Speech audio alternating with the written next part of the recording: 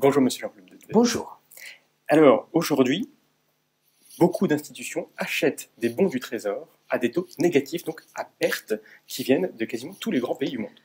Oui, dans les grands pays industrialisés, a priori sûrs, quand on achète des bons du Trésor, on perd. On perd quand on tient compte de l'inflation et on perd même avant. Dans le cas américain, par exemple, les bons du Trésor à 10 ans sont rémunérés à 1,5 avec une inflation à 1,8, donc on perd 0,3 en théorie. Quand vous achetez des bons du Trésor allemands, vous payez moins 0,7. Et donc, à l'heure actuelle, on paye pour prêter. Mais qui achète à perte? Qui achète à perte? Des gens inquiets.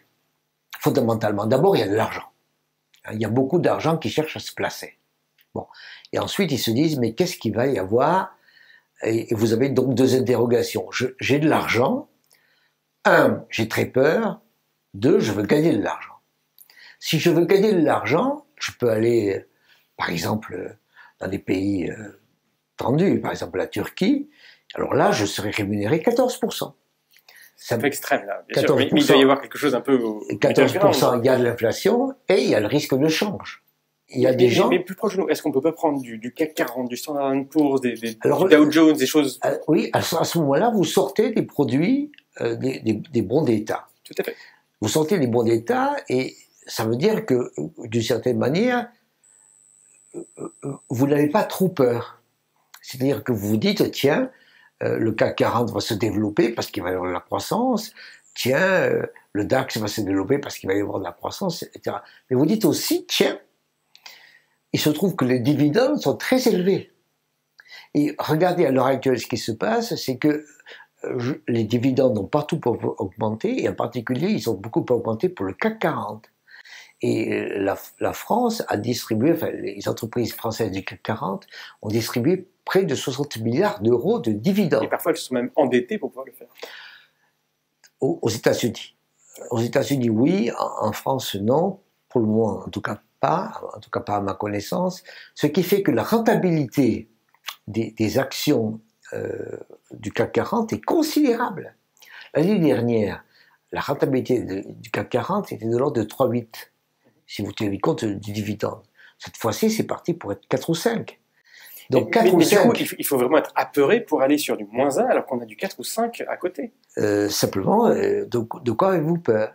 Si vous dites, je suis très inquiet, mais au fond, la France tiendra, l'Allemagne tiendra. Donc, j'accepte de perdre parce que je suis sûr de, au fond, limiter ma perte. Si vous dites, c'est vrai, aujourd'hui, il y a une rentabilité de 5 à 6% sur le CAC 40. Le CAC 40, aujourd'hui, est à 5003, 5004. Et s'il passe à 2000, qu'est-ce que je deviens? Et on a vu qu'il peut passer à 2000. Donc l'instabilité est telle qu'aujourd'hui, les inquiétudes font que les gens disent, oui, je peux avoir du rendement, mais j'ai peur. Est-ce qu'il faut que j'encadre ma perte ou est-ce qu'il faut que je prenne le risque? Mais du coup, derrière, ce sont des grands fonds de pension. Est-ce que c'est aussi tous des systèmes américains de retraite qui sont derrière tous ces choix-là? Il y a des systèmes américains de retraite aux États-Unis, ça c'est vrai, mais il y a également en France des systèmes de retraite qui essaient d'investir en disant que je vais, d'une certaine manière, me garder.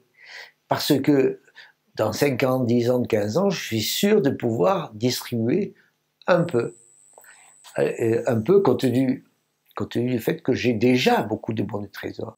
Et donc c'est ça, donc en fait ils sont sur les pépites gardées, les 4% Absolument. Et le problème c'est que donc ça marche un temps, mais là on est à vue, du coup les nouveaux on les prend à moins 1, on a les anciens à 4, on pourra revenir à 2. Absolument, non, mais on a à l'heure actuelle une espèce de situation d'interrogation du style, qu'est-ce qui va se passer dans 2 ans? Est-ce qu'il va passer dans 2 ans? Est-ce que M. Trump sera réélu et est-ce qu'on aura une récession américaine ou pas? Si on a une récession américaine, à ce moment-là, les gens qui ont acheté des bons du trésor à moins quelque chose ont fait un bon calcul. Parce que les bons du trésor, à ce moment-là, vont être très difficiles et il va y avoir énormément de produits à acheter. Et qu'est-ce qui va se passer? s'il n'y a pas de récession américaine et que la situation s'améliore à peu près, à ce moment-là, le CAC 40 peut tenir. À ce moment-là, on peut très bien avoir l'idée que les taux d'intérêt baissent ou se stabilisent aux États-Unis et baissent ici en Europe et que ça marche. Donc vous voyez bien qu'on a en fait des gens qui sont très inquiets ou pas très inquiets en fonction d'éléments qui sont à 2 ans, qui sont essentiellement américains et qui ne dépendent pas d'eux. Mais la nouveauté, la caractéristique, c'est qu'il y a beaucoup d'argent à placer. Et donc il y a beaucoup d'argent à placer, ou bien vous êtes inquiet, ou bien vous dites, eh ben, je vais le mettre là pendant 1 an ou 2 ans, et si je vois que ça se détériore en France ou ailleurs, à ce moment-là je vendrai. C'est vrai que la bourse baissera encore plus, mais au moins j'aurai sauvé une partie des meubles.